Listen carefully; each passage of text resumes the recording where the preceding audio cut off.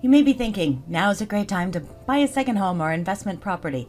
Having enough money for a down payment on a new home is often one of the biggest struggles homeowners face. You may not want to tap into your existing nest egg, and you may be wondering if it's possible to tap into the equity you have in your existing house. For some homeowners who already have a home, you can leverage some of the equity you have built up to maybe acquire another house.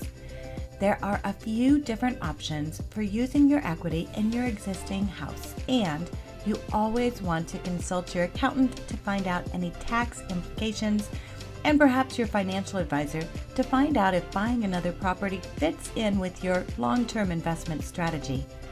So let's look at some options you may have to tap into the equity of your existing home. The first option you may consider is to refinance your existing home with a cash-out refinance home loan. A cash-out refi allows you to tap into the equity in your home and take cash out. This cash can be used to remodel your home, pay off bills, or put your kids through college. This money could also be used as a down payment on another property. There is often seasoning requirements on your down payment funds when you buy a new home, so you'll want to check with your mortgage lender on the requirements. But refinancing your existing property may allow you to tap into your equity and use it for a down payment on another home. Interest rates on primary residences are usually lower than on investment homes. With a cash-out refinance, your total loan amount typically cannot exceed 80% of your home's value. Another way to tap into the equity in your existing house is to take out a second mortgage. There are many second mortgage options available, including a home equity line of credit or a HELOC loan. A HELOC works like a line of credit against your home. You do not have to draw all the funds out with a HELOC home loan, and it may provide you with the funds needed to buy a home as a rental or even consider buying a home and fixing it up to sell. There are always potential downsides to cashing out your home equity. Depending on your overall financial circumstance, you may be able to potentially claim tax deductions for interest payments on a refinance loan tied to your primary residence. You can also potentially write off interest payments on a second lien equity loan or line of credit.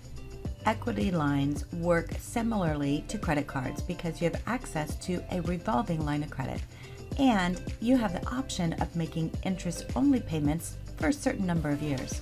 Before you begin the process, be sure to check with your accountant to find out your options.